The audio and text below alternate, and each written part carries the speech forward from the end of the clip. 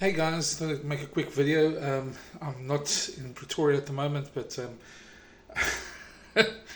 this story about Bongi and Mbonambi just keeps on getting more and more bizarre.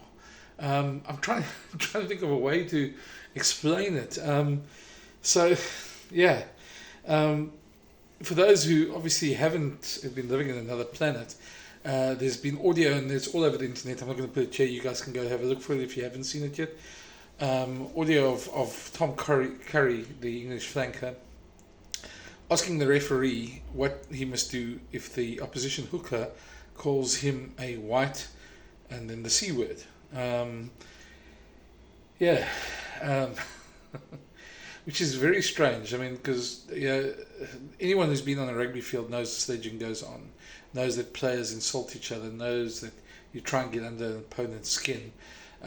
Obviously, there's lines, sexism, racism, all those sort of things don't really happen, and there are people who believe that that as you can't really do reverse racism because white people haven't suffered the same sort of oppression as black people. Now that's neither. I don't want to get into that's a whole different argument on its own.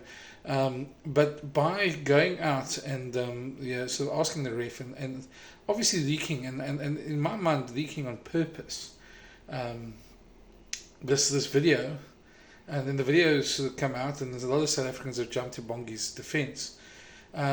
First of all, I think, I don't know, is it really such a big thing?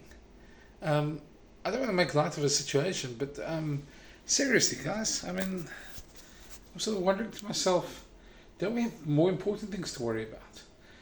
That's the first thing. I mean, and of course it's been made worse by a bunch of the English press just jumping on the bandwagon and trying to make it a big deal, which forced World Rugby to investigate it. Now, there's a couple of things here. First of all, I think Tom Curry asked the referee a question. In the heat of battle, things happen. The referee would have taken sort of action if he felt there was anything, and if Tom Curry had any sort of evidence, he probably would have given it to World Rugby by now.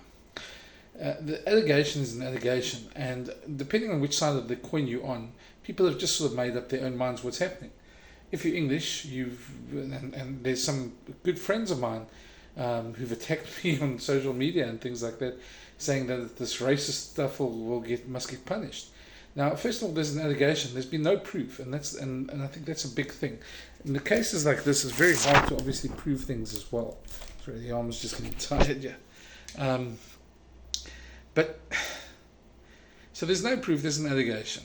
Bongi hasn't publicly said what the Springboks haven't spoken. SA Rugby's just done a statement. Everybody's closed ranks around this thing was obviously quite a serious thing, and it's obviously become the sideshow before the World Cup final, which is a bit ridiculous because all the focus should rather be on the final, no matter what the allegation is, to be very honest.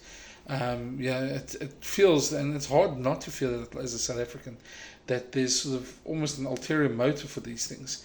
South Africa's been sort of attacked from day one. If it wasn't the 7-1, it was the traffic lights, it was Russie sitting with the reserves. There's always been sort of things, and South Africans take these things rather personally. If you're not South African, it's a bit difficult to understand, but rugby's our lifeblood. Rugby's everything to us. So we take these things very personally. And the amount of vitriol that sort of came in the week against France and the week after France against Ben O'Keefe, and the way the English fans carried on, and the amount of talk around the scrum. And I don't mind the talk around the scrum and the game stuff. That's all great. You have to have your opinion on the scrum. I think the ref made the right call, but some people don't. And some people think that Ben O'Keefe got it wrong in that last scrum and South Africa shouldn't have won, and that's your right to think that. I think there's a lot of experts. There's a couple of people like David Flatman who've gone out and said that it was a penalty, and anybody knows scrum that if you have your knee on the ground, the advantage it gives you as a prop. And I think that's what the ref saw. Why it took so long, I don't know. But he could have easily called that scrum earlier. I think the game's over, guys. We're going to move on. It's only a rugby game. That's the first thing. Secondly, sorry, I just had to move. This allegation about Bongi, I don't think it's going to be resolved before the World Cup final. And if it is, the whole week's sort of been dominated by this and by how South Africans have jump to his defense and how all these things have happened and how Tom Curry's been abused. And firstly, let me just say that, you know, no player deserves to be abused for that. Tom Curry asked the ref a question. And that's all where it should have stayed.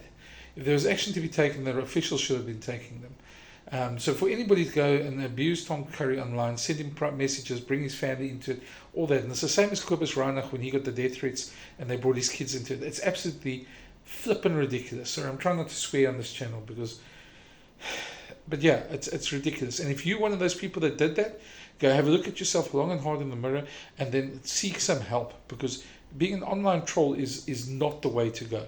I can't state that more than that. We can all have banter, but when you get personal and bring people's wives and families into it, then yeah, anyway.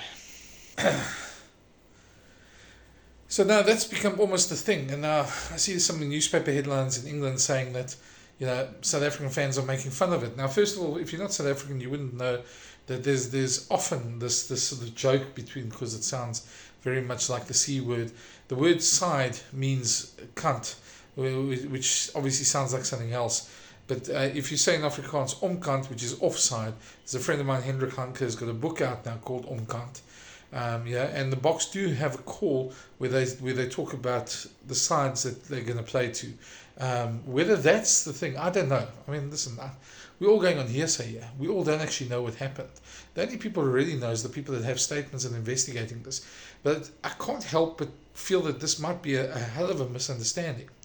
And then comes the twist this afternoon of Hendrik Cronje's story, saying that the incident they're investigating is not the incident Saturday's final, that there wasn't a semi-final, that there wasn't an incident there, but that the incident is actually the incident from last year in November 22, which brings one or two scenarios. Either they're looking for it as supporting evidence in the same sort of thing from the weekend semi-final, or if Tom Curry only brought it up because of something that happened a year ago, what was his motive in bringing it up then? Why would that happen? It sounds absolutely bizarre and doesn't make any sense at all. So, yeah, I know Hendrik well. I've got no reason to doubt his sources, and he's normally right about these things, but it's just something that really frustrates the lack of sort of transparency on this thing, and then you got to ask yourself, if Bongi didn't do that, and the damage that has been done now to him, if it wasn't a racial slur, if he didn't say anything of the side, what happens now? How do we go forward from this? Yeah, this has unfortunately left a whole lot of bad blood here, and the frenzied pack of wolves are some of the press guys going on. Some of my colleagues, when you've got no sort of any sort of evidence that you're just going for it. I mean, I watched the Sky's News report the other night. One of the reporters saying on the Sky Sports, that South African media ignored the entire issue, so the British media had to ask the hard questions. So what were the hard questions that they asked? And you can go search it. It's online, that clip. They asked, is Bongi a team man? Is he respected by his teammates? Geez, those are really the hard questions that need to be asked right now. I don't know, guys. I just think one of the worst things that can happen is that this thing drags on. I think the worst thing that can happen is that there's no definitive result and there's always suspicion. And I think it's the worst thing that somebody can be accused of racism. Whether you believe it's racism or not, but somebody can be accused of racism and have to go through all this sort of stuff by guilt by association. It's a very horrible thing. I know people who've been accused wrongly of racism in South Africa. A race card gets used quite a bit around here. Obviously, we've got quite a history of racism around here, so we can't get away from that. But when you accuse somebody of racism, it's an extremely, extremely serious offence. And I'm not quite sure Tom Curry knew what he did. I can't fault him. If Bongi was found to do it, have said that, well, then he must face the consequences. But it just almost feels a little bit too sort of almost contrived, the story that comes out straight after England lost. I don't know. Maybe it's just me being a bit cynical about these things. But I think at the end of the day, a bit of calm heads, a bit of rationality, and a bit of maybe we should all stop on social media taking sides and sort of dragging people along for something they have said or haven't said. My other worry is that World Rugby is almost got a predetermined outcome that they are going to have to be seen to do something, and we know how World Rugby is influenced by the home nations and how Bill Beaumont's run World Rugby. We saw it in the Rossi thing. We saw it in a number of other cases as well. It's almost as if there is a preconceived outcome, and you're welcome to argue that one with me till we go home. I can give you tons of examples. But yeah, either way, I hope it's really not a case where this becomes an incident that really sours World Rugby. We're supposed to be concentrating on what's going to be an epic final, what's going to be an amazing game between the All Blacks and the Springboks, and that's what I want to concentrate on. So yeah, I'll be back with a couple of videos on those. I'm not going to say much more about this until we have a result, but I just thought it was a rather bizarre twist today, and yeah, I don't think we've seen the last of this, and the whole thing stinks to high heaven, basically because it's the worst. It's the whole story is about the worst of people, whether you're English, whether you're South African, etc. And I don't quite enjoy it, to be honest. When you have people that you consider long-time friends attacking you on Twitter because they don't agree with a tweet of yours and calling you a bad writer when they do that, it just shows that everybody's got caught up in the emotion. So yeah, if you're there, do yourself, take a chill pill, calm down. Nothing you're going to say on Twitter or social media is going to change anything. So you might as well just chill and wait for the result of this, and hopefully cool and calm heads prevail. That's all. Thanks for watching. I'll chat to you soon, and smash that subscribe button. Cheers.